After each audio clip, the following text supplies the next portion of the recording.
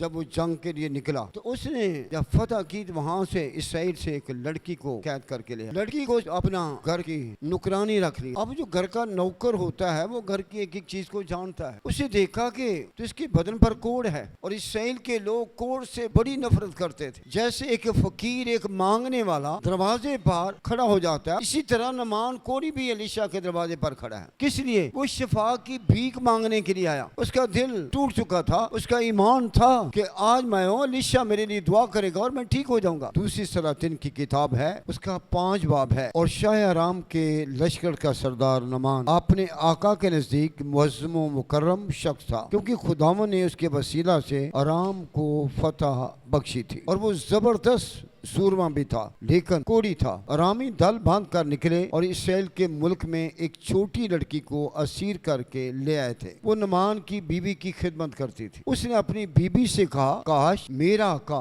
उस नबी के पास हाँ होता जो सामरिया में है, तो वो उसे उसके कोढ़ से शिफा देता। तो किसी ने अंदर जाकर अपनी मार्ग से कहा, वो छोकरी जैसे कि मुल्क की है ऐसा ऐसा कहती है। तो आराम के बादशाह ने कहा, तू जा और मैं शाह इसराइल को खत भेजूंगा। सो रवाना हुआ और 10 किंतार चांदी, 6000 मिसकाल सोना, 10 जोड़े कपड़े अपने साथ ले लिए और उस खत को शाह इसराइल के पास लाया, जिसका मजमून ये था कि ये नामा जब तुमको मिले तो जान लेना कि मैंने अपने खादम नमान को तेरे पास भेजा है ताकि तू उसके कोढ़ से उसे शिफा दे। जब शाह इसराइल ने उस खत को पढ़ा तो अपने कपड़े फाड़ कर कहा, मैं खुदा हूँ कि मारूं और जलाऊं, जो ये शख्स एक आदमी को मेरे पास भेजता है उसको कोढ़ से शिफा दूं। सो अब जरा गौर करो, देखो वो किस तरह मुझसे झगड़े का बहाना ढूंढता है। जब मर्द खुदा एलीशा ने सुना शाह इसराइल ने अपने कपड़े फाड़े तो बादशाह को कहला भेजा, तूने अपने कपड़े क्यों फाड़े? अब उसे मेरे पास आने दो और वो जान लेगा कि इसराइल में एक नबी है। नमियाद। सो नमान अपने घोड़ों और रथों समेत आया और एलीशा के घर के दरवाजे पर खड़ा हुआ। एलीशा ने एक कासिद की मार्फत कहा भेजा, जा और यरदन में 7 बार गोता मार तो तेरा जिस्म फिर बहाल हो जाएगा, तू पाक साफ होगा। पर नमान नाराज होकर चला गया, कहने का मुझे गुमान था कि वो निकल कर जरूर मेरे पास आएगा और खड़ा होकर खुदावंद अपने खुदा से दुआ करेगा और जगह के ऊपर अपना हाथ इधर उधर फैलाकर कोढ़ी को शिफा बख्शेगा। क्या दमिश्क के दरिया अबाना और फरफर इसराइल के सब नदियों से बढ़कर नहीं? क्या मैं इनमें नहाकर पाक साफ नहीं हो सकता? तो मुड़ा और बड़े कहर में चला गया। तब उसके मुलाजम पास आकर उससे यूं कहने लगे, ऐ हमारे बाप, अगर वो नबी कोई बड़ा काम करने का हुक्म देता तो क्या उसे ना करता? पर जब वो तुझसे कहता है कि नहा ले और पाक साफ हो जा तो कितना ज्यादा उसे मानना चाहिए। तब उसने उतरकर मर्द खुदा के कहने के मुताबिक यरदन में 7 गोते मारे और उसका जिस्म छोटे बच्चे के जिस्म की मानने हो गया और वो पाक साफ हो गया। खुदा के पाक और मुकद्दस के नाम के बड़े सुनबस की बरकत हम कहेंगे खुदा का शुक्र हो। बैठते हैं। जो बाइबल मुकद्दस का हवाला तलावत किया गया किसी एक जर्नैल की कहानी है और ये कहानी के अंदर एलीशा नबी का और मोजज़े का जिक्र किया गया है। अब उसके बारे बाइबल मुकद्दस में ये मरकूम है कि वो अरामी लश्कर का एक जर्नैल था। सारी हुकूमत में जो सारे मुल्क पर कंट्रोल करने वाला वो शख्स था और ये सारी उसके अंदर खूबियां थीं। वो एक बदनी बड़ी कमज़ोरी भी उसके अंदर थी। वो कमज़ोरी को अपने कपड़ों में छुपाए रखता था। किस तरह? जिस तरह एक गुनाहगार अपने गुनाहों को छुपाता है। और बाइबल क्या कहती है? जो कोई अपने गुनाहों को छुपाता है कभी भी कामयाब नहीं हो सकता। इस शख्स ने बचपन से अपने उस कोढ़ की बीमारी को कपड़ों के अंदर छिपाया हुआ था। देखिए, याद रखें, इंसान का गुनाह कोढ़ गुनाह को पेश कर रहा है और इंसान की जिंदगी के अंदर अगर वो अपने गुनाहों को छिपाता भी है तो जिंदगी में नाकामी उसका रास्ता होता है। लेकिन अगर वो अपने गुनाहों का इकरार करता है कि मुझे ये है, मैंने ये किया है, तो कामयाबी का रास्ता खुल जाता है। नुमान ने अपने उस कोढ़ की बीमारी को वर्दी के अंदर छिपाया हुआ था। वो सूरमा भी था, जोरावर भी था, अख्तियार भी था, लेकिन उसका ये पाप और ये बीमारी उसने छिपा रखी थी। तुसी बाहर तो बहुत सारी चीज़ें छिपा सकते हो पर अपने घर तो नहीं छिपा सकते। अपने घर तो नहीं छिपा सकते। क्या हुआ? क्या उसने जब वो जंग के लिए निकला तो उसने जब फतह की तो वहाँ से इसराइल से एक लड़की को कैद करके ले आया, और भी बहुत से कैदी किए।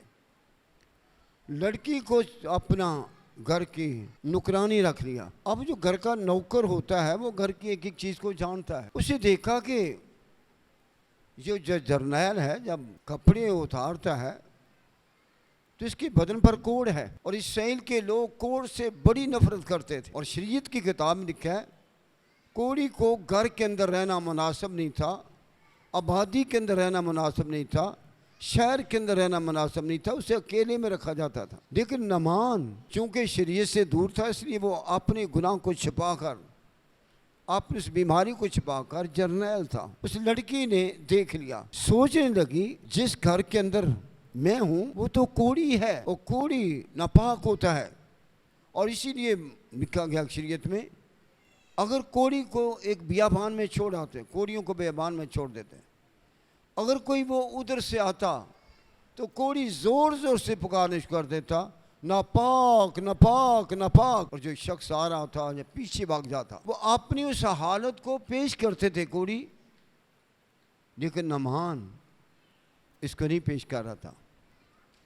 हो सकता है वो लड़की इसराइली थी, उससे नफरत थी, लेकिन चूंकि गुलाम थी उसने एक दिन अपनी बीबी के साथ बात की, अगर ये जो आपका शोहर है हमारे मुल्क में होता तो ये कोढ़ से शिफा पा जाता। उसकी मालका ने बार बार उससे पूछा क्या कर रही है, कहती अगर ये नबी, अगर ये जर्नैल जो है आपका जो शोहर है हमारे नबी के पास जाए, हमारे मुल्क में होता तो हमारा नबी उसे शिफा दे सकता था। और उसने रिशा के बहुत से मौजे बताया अपनी मालका को। उसकी बीवी ने, नुमान की बीवी ने उसे कहा ये लड़की क्या कह रही है, ये मौजज़ों का जिक्र करती है, तो तुम जाओ उसके पास। उसे क्या क्या एकदम बादशाह से बात की, बादशाह ने परवाना दिया, खत दिया, और वो अपने साथ एक लश्कर लेकर वहाँ पर पहुँच गया। जब इसराइल के बादशाह को पता चला और ख़त पढ़ा, एकदम उसने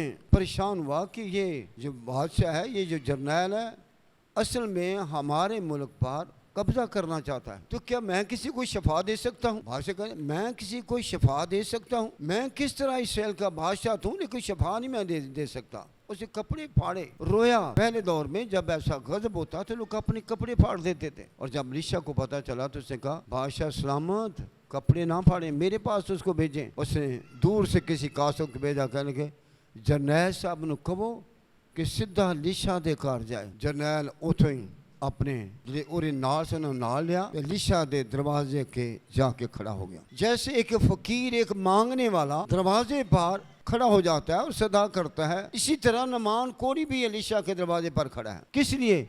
वो शिफा की भीख मांगने के लिए आया। उसका दिल टूट चुका था, उसका ईमान था कि आज मैं हूँ, एलीशा मेरे लिए दुआ करेगा और मैं ठीक हो जाऊंगा। जब अंदर एलीशा को पता चला कि आराम का जनाब बाहर खड़ा है, उसने उसे मिलना न चाहा। लेकिन नमान कोढ़ी अपने अंदर एक सोच रखा था, कि ख्याल रखता था, मेरा ख्याल है मैं जाऊंगा, मेरा बड़ा इस्तकबाल किया जाएगा, मेरे लिए बहुत कुछ किया, क्योंकि मैं जर्नैल हूँ। और वो आएगा और मेरे पास खुद आएगा और आकर मेरे लिए दुआ करेगा और मेरे जिस्म पर जहाँ पर कोढ़ है हाथ लगा कर उसे शफा देगा। लेकिन एलीशा ने ऐसा नहीं किया। वो अंदर से कह दिया, उसको कहे जाकर यर्दन में गोता मार, एक नहीं, दो नहीं, 7 गोते मार, तेरा बदन बच्चे की तरह हो जाएगा। नुमान एकदम गुस्से में आ गया, कहने लगा अगर गोते की बात है तो हमारे मुल्क में तो बड़े बड़े दरिया हैं, इसराइल के दरियाओं से बड़े दरिया तो हमारे मुल्क में हैं। उनका वो नाम भी लेता है। कहता क्या मैं उनमें जाकर गोते मार के पहलू नहीं से शिफा पा सकता? बड़े गुस्से, बड़े कहर से भर गया, क्योंकि उसके ख्याल के मुताबिक ना हुआ। इसी तरह हमारी जिंदगी के अंदर भी किसी काम के बारे में जिसके मतलब आपका वास्ता होता है, आप उसके बारे मुख्तलिफ ख्याल रखते हैं, लेकिन आप नहीं जानते कि खुदा का मंसूबा आपके लिए है। उसके लिए क्या मंसूबा था? उस नमान कोढ़ी के लिए ये मंसूबा था कि यर्दन में जाकर गोता मार। कहते गोते की बहुत ही गल है, जो गोते की गल बते साढ़े को दरिया है, सड़कों दरिया है, आज भी ऐसे ही है। आप पूछेंगे किस तरह? अयूब की किताब का हवाला है, उसका नामा बाब है, उसकी 30 आयत सुनिए। अयूब नबी के बारे, अयूब अलैहिस्सलाम के बारे में उसके बारे लिखे भाई मुकद्दस 30 आयत। अगर मैं अपने को बर्फ के पानी से धोऊं। अय्यूब क्या कह रहा है? क्योंकि उसका सारा बदन जो है वो कोड़ के जख्मी था, इस तरह की उसकी हड्डियां नंगी हो गई थी। और कोड़ के बारे आपको इल्म नहीं होगा, आपने कोड़ी को देखा भी नहीं होगा। मैंने अपनी जिंदगी में कोड़ियों को देखा है, अब नहीं है, उनको किसी खास अस्पताल में होते हैं। तो हमारे इस इलाके में कोड़ी मांगने के लिए आते थे। वो मैं देखा कि एक घोड़े पर बैठे होते थे, उनके साथ कोई आदमी होता और उनका हुलिया जब हम देखते लोग डर जाते थे। कोड़ करता क्या है? उनकी नाक जड़ गई होती थी, आंखों के ऊपर से गोश्त खत्म हो चुका था, होंठ उनके खत्म हो चुके थे, हाथों की उंगलियां खत्म हो जाती थी, पाँव की उंगलियां खत्म हो जाती। जब किसी का ये हाल हो, उसके दांत भी नजर आते हों, उसका नाक भी ऐसे सुराख से नजर आते हों, आंखें भी किसी और तरीके से हों और होंठ भी झड़ गए हों, उंगलियां भी ना हों, पाँव के हाथों के ना हों, और कैसे हाथ उनके हो सकते हैं, तो अक्सर हम देखकर डर जाते थे। ये कोढ़ की बीमारी का जिक्र कर रहा हूं। कोढ़ की बीमारी इंसान के बदन को खा जाती है और कोढ़ गुनाह को पेश करता है। कोढ़ किसको पेश करता है? गुनाह को। अगर किसी की जिंदगी के अंदर गुनाह मौजूद हैं और गुनाह में जिंदगी बसर कर रहा है, तो उस आराम के जरनैल की तरह वो अपने गुनाह को छुपा रहा है। लेकिन मैंने पहले बताया है, अमसाल की किताब ने कहा, जो कोई अपने गुनाह को छुपाता है वो कामयाब नहीं हो सकता, उस लानत से आज़ाद नहीं हो सकता, क्योंकि गुनाह की मजदूरी मौत है। अगर आपकी ज़िंदगी के अंदर ऐसे पाप और गुनाह मौजूद हैं जो आपने अपने माँ बाप से छुपाए हैं, एक बीवी ने अपने शोहर से छुपाए हैं, एक बेटी ने अपने माँ बाप से और शोहर ने अपनी बीवी से, ऐसे और भी बहुत से हैं। और एक गुनाहगार गुनाह तो करता है लेकिन गुनाह को फिर छिपाता भी है, लेकिन गुनाह को छिपाने से कामयाबी नहीं है। लेकिन बाइबल कहते हैं जो कोई इकरार करता है, नमान के अंदर कोई भी इकरार नहीं था, वो गुस्से के अंदर भरा हुआ है, वो अपने ख्याल को जाहिर करता है कि मेरी शफा इस तरह हो सकती है, मेरी माफी इस तरह हो सकती है। आज एक गुनाहगार भी ये समझता है कि मैं ये पढ़ूंगा, मैं कान में ज़बूर पढ़ूंगा, या कोई ये रोज़े रखूंगा, या और कुछ करूंगा, या किसी जगह आऊंगा। जैसे भाई में लिखा है, हिंदू बहुत अच्छे लोग हैं, हिंदुइज्म में ये है कि वो जाकर गंगा और जमुना में नहाते हैं और उनका ये ख्याल है कि गंगा और जमुना में नहाने से हमारे पाप जो है वो धुल जाते हैं। हमारे पाप क्या हो जाते हैं? धुल जाते हैं।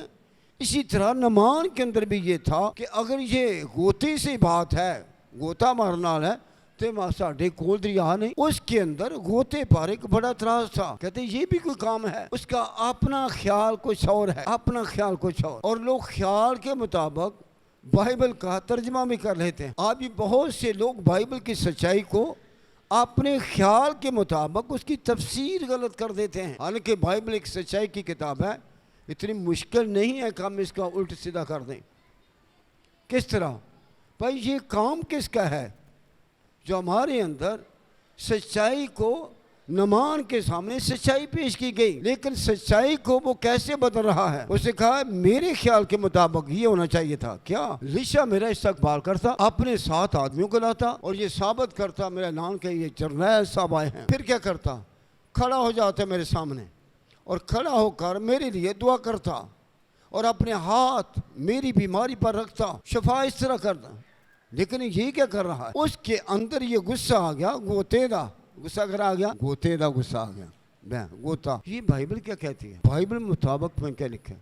अय्यूब क्या कहता है? अगर मैं अपने आप को बर्फ से भी, बर्फ के पानी से धोऊं, अगर मैं अपने को बर्फ के पानी से धोऊं और अपने हाथ कितने साफ करूं, और बाइबल लिखा है तो भी तू मुझे क्या करेगा? खाई के अंदर गोता देगा। मेरी अपनी कामों से मेरी सफाई नहीं हो सकती, मेरे अपनी रास्तबाजी। बाइबल क्या कहता है? हमारी रास्तबाजी खुदा को पसंद नहीं है और हम अपनी रास्तबाजी के कि मैं इस तरह हमेशा की जिंदगी में जा सकता हूं, तो ऐसा नहीं है। खुदा की रास्तबाजी और है। उसका ख्याल नमान का गोते के बारे में अजीब था और यूब इसी तरह का फैसला करता है, अगरचे मैं कोढ़ के अंदर हूँ, अगरचे मैं बीमारी की, मेरा बदन खाक होता है, मेरी उंगली सब कुछ हो गया, मेरी हड्डियाँ नंगियाँ हो गई हैं, तो भी क्या करेगा? तो जिस तरह ठंडे पानी ना, शायद आपको तजर्बा नहीं होगा, बहुत से खाने ऐसे हैं जो बर्फ़ के पानी से ही तैयार किए जाते हैं। अगर आप बैग की जाएँ तो इस तरह होता है। और वो कहता है बर्फ के पानी से मुझे धोए के से मैं ठीक साफ हो सकता हूँ। क्यों? इसलिए बाइबल कहती है बर्फ वांगू चिट्टियां कर दे मन, चंगी तरह धो के मेरी कर सफाई। वो कहता है अगर तुम मुझे बर्फ के पानी से मैं कहूँ कि मैं इस तरह साफ हो सकता हूँ, अपनी रास्तबाजी को पेश कर रहा है नमान की तरह। वो भी ये कह रहा है हमारे अंदर भी अपनी रास्तबाजी को हम अच्छा गिन रहे हैं। हाँ, अगर मैं ऐसा करूँगा, ऐसे नमाज पढ़ूँगी, ऐसे नमाज पढ़ूँगा, ऐसे, और चर्च वाले ऐसे करें तो अच्छा होगा, पारी ऐसे बोले तो ऐसे होगा। ये हमारे ख्याल हैं। और कभी कभी मैं फिर बताता हूँ, अबलीस की तरह बाइबल क्या कहती है सुनिए। जब यीशु मसीह ने 40 दिन का रोज़ा रखा तो आखिर को उसे भूख लगी, आजमाने वाला यीशु के पास आ गया। आप जानते हैं कि कौन आजमा रहा था? वो शैतान अबलीस आजमा रहा था।